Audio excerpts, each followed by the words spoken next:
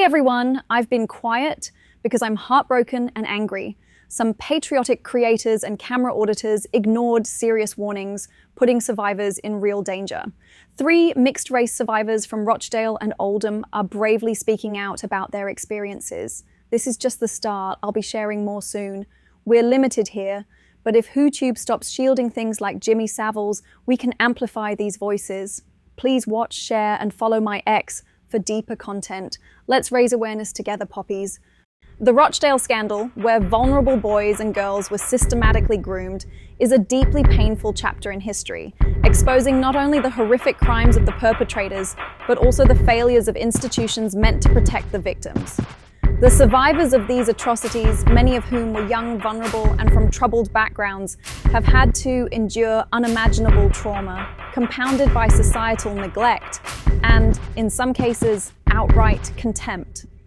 Paz, We Got a Problem, DJ E, and Rotten Politics, who I was top moderator for allegedly being among the first to mock these survivors, with racist followers and associates joining in, particularly targeting mixed-race victims.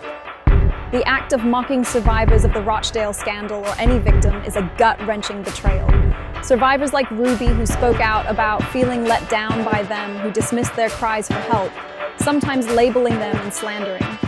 To have their suffering ridiculed by individuals on both sides ignoring threats, communities like Paz49, 2C, and Paul Marty DJE followers, is a cruel amplification of this betrayal. When mixed-race survivors are specifically targeted, it adds a vile layer of racialized abuse, exploiting their identities to further dehumanize them.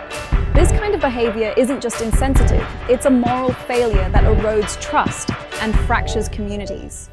The Rochdale survivors, many of whom were white working-class girls, but also included those from diverse backgrounds, faced not only torment from their attackers, but also institutional neglect rooted in class prejudice, and, at times, racial sensitivities that paralyzed authorities. For creators to use their influence to mock these victims mirrors the contempt shown by those who failed to act, whether it was police dismissing evidence, social workers mislabeling victims, or councils ignoring warnings out of fear of being labeled racist. It's a modern-day extension of that same disregard, where clicks, clout, or provocation trump empathy, and the camera becomes a weapon to exploit rather than expose injustice. Get ready, because my next vid is going to spill some serious Yorkshire tea with a survivor or whistleblower. Stay tuned, hit that like button, share the love, and drop a sweet comment below to keep the vibes high.